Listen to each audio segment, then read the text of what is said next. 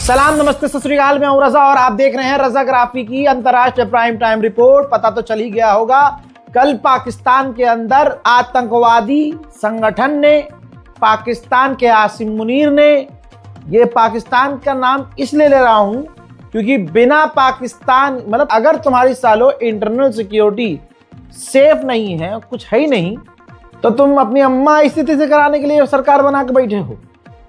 भैया 32 से 35 लोग मारे गए। जब मैंने कल सुबह अपडेट दिया था पूरी जानकारी के साथ, तो उसमें सिर्फ तब तक ये अपडेट नहीं थी कि ये आतंकवादी हमला किया किसने है।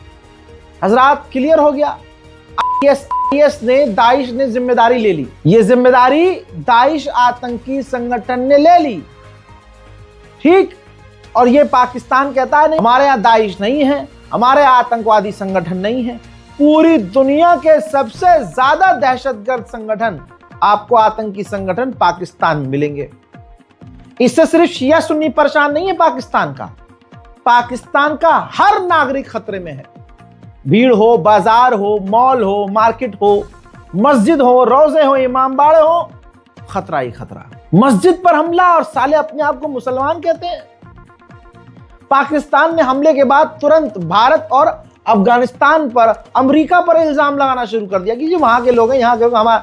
अरे गधे के मुंह, इनकी औकात देखो भाई। वो बंदा पाकिस्तान का ही निकला। IS का यानी दाइश का जो बंदा जिसने आत्मघाती हमला किया, लीजिए मैं उसका कार्ड दिखा देता हूं आपको। ये है वो आतंकवादी भाई, पाकिस्तान का आइडेंटिटी कार्ड है इसके पास, देख लो। यासिर नाम का था ये आतंकवादी। अफगानिस्तान का नहीं था, भारतीय नहीं था, IS का था। ये है असलियत पाकिस्तान की। और ये शहबाज हरामी कश्मीर पर ज्ञान दे रहा है। कश्मीर पर इसने बोला है, रिपोर्ट आपकी स्क्रीन पर, इसने कहा कि कश्मीर पाकिस्तान का हिस्सा बनेगा, कश्मीरियों के साथ मजबूती से खड़े हैं, यह इलाका पाक की लाइफलाइन है। मेरा मुंह है लाइफलाइन। आजा, इतना बेगैरत प्रधानमंत्री भाई टक्कर दे रहा है फुल एक आदमी को, ये शहबाज शरीफ। उससे भी गया गुजरा है सालों से। ये खुद कह रहा है हरामी कि विदेश जाता हूं तो भीख मांगने में शर्म आती है। भिखारी कहेंगे, इनका कुछ भी बचा नहीं है। अपने ये एयरपोर्ट, अपनी ये एयरलाइंस सब नीलाम कर रहे हैं। आप समझ रहे हो, इनसे मुल्क संभल नहीं रहा है। जब इनकी फटती है, कुछ होता है, तो कहते हैं ये तो भारत ने करवाया, ये तो अफगानिस्तान ने करवाया, तालिबान ने करवाया, ये तो अमेरिका ने करवाया। और आसिम मुनीर के रहते हुए अगर वहां पर लगातार शिया समुदाय का कत्ल हो रहा है ना, तो ये कातिल आसिम मुनीर है, पाकिस्तान की गवर्नमेंट है। समझ रहे हो आप? और अपना मुल्क सालों से संभल नहीं रहा है। कश्मीर हमारा हिस्सा बनेगा जी। अबे हमारा तो प्रधानमंत्री यार डरपोक निकला, वरना तुम्हें तो वो तो 4 दिन में सीज फायर हो गया था, वरना तुम्हारे चूतड़ों में ऐसी ऐसी मिसाइल दागते हम। अगर ढंग का प्रधानमंत्री हमारे पास होता, यहां हम थोड़ा सा मार खा गए। यही साले क्लियर हो गया कि पाकिस्तान के उस आतंकी ने खुद हमला किया जो IS का था। इल्जाम क्या लगाया था, ये दैनिक भास्कर की रिपोर्ट देख लो। पाकिस्तान के डिफेंस मिनिस्टर ने और गवर्नमेंट ने भारत पर इल्जाम लगाया। अबे IS का भारत से क्या कनेक्शन है? चप्पल उठा के इस आसिम मुनीर के मुंह पर ना गू लगाकर चप्पल में मुंह पे पेलना चाहिए साले के। अबे तुमसे नहीं संभला पाकिस्तान, छोड़ो, बॉर्डर खत्म करो, हमें दे दो पाकिस्तान पूरा, बहुत बढ़िया संभालेंगे, बहुत बढ़िया। उधर अमेरिका पाकिस्तान के बलोच के इलाके में $1.3 बिलियन इन्वेस्ट करेगा, कोयला और सोना ढूंढेगा। वहीं भारत ने बड़ी कामयाबी हासिल की है। अग्नि 3 मिसाइल, इंटरकॉन्टिनेंटल बैलिस्टिक मिसाइल का सफल परीक्षण कर लिया है, जिससे हमारी मिसाइल पावर बढ़ गई है। वहीं भारत के प्रधानमंत्री माननीय नरेंद्र मोदी मलेशिया के दौरे पर जाने वाले हैं, जहां वो ट्रेड और डिफेंस एग्रीमेंट कर सकते हैं। उधर रशिया ने भारत को एक बार फिर से बड़ा ऑफर दिया है। अपना स्टील्थ S-70 ड्रोन भारत में ही बनाएगा। Su-57 फाइटर जेट और S-70 स्टील्थ ड्रोन, जिसको रडार पर पकड़ा नहीं जा सकता, ऐसा एडवांस ड्रोन भारत को ऑफर कर दिया है और भारत के अंदर वो मिलकर बनाएगा। लेकिन डरपोक डोनाल्ड ट्रंप के जो इशारे पर नाचने वाला है नचनिया, वो कैसे मान जाएगा? भाई ट्रंप ने कह दिया है कि रूस से दूर रहेगा फलाना, तो ऐसे कैसे हो सकता है? हाँ भाई बहनों, उधर ग्रीस के डिफेंस मिनिस्टर भारत पहुंचे हैं। भारत ने ग्रीस को इसलिए मुंह लगाया है क्योंकि तुर्की हमारे लिए खतरा है और तुर्की हमारे लिए खतरा बनते हुए पाकिस्तान का साथ दे रहा है।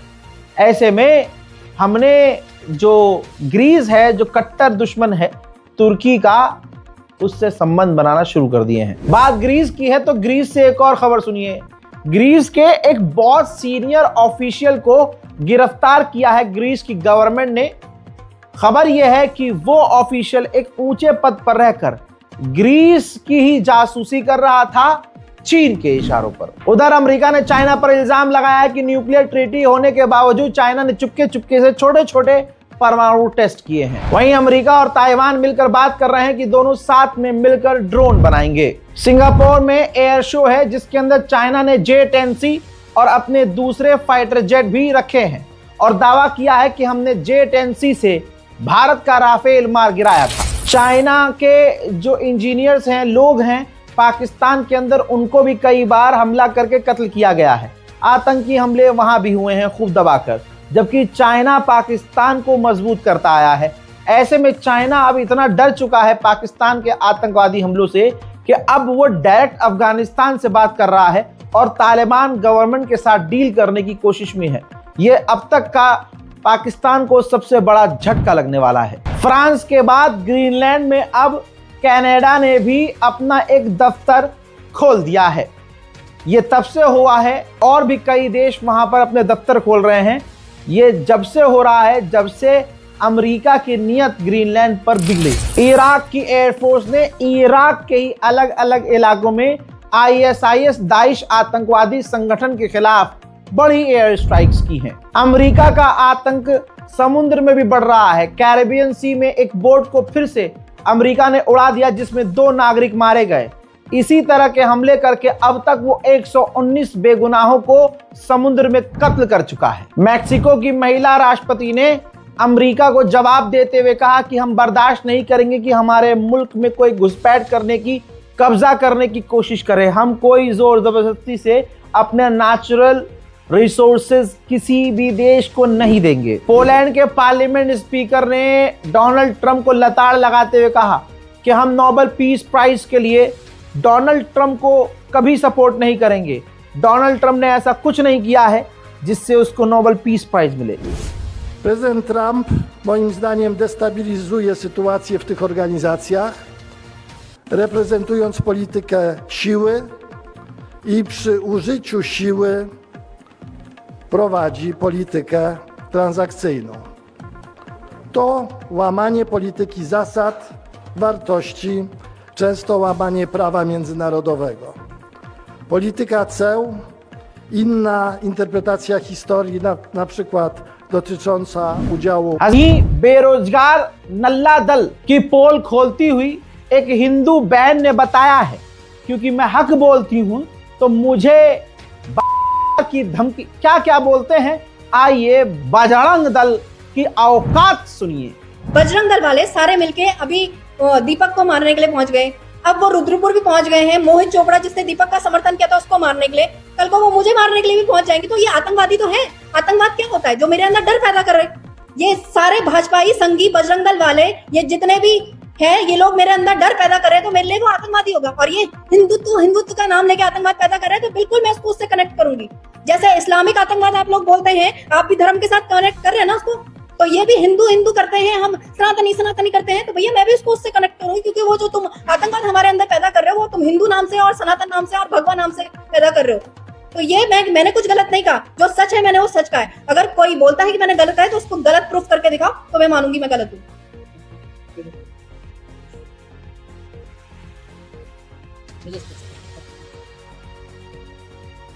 देखिए, मेरी लड़ाई जो है, मेरी किसी से कोई लड़ाई नहीं, पहले तो मैं क्लियर कर दूं।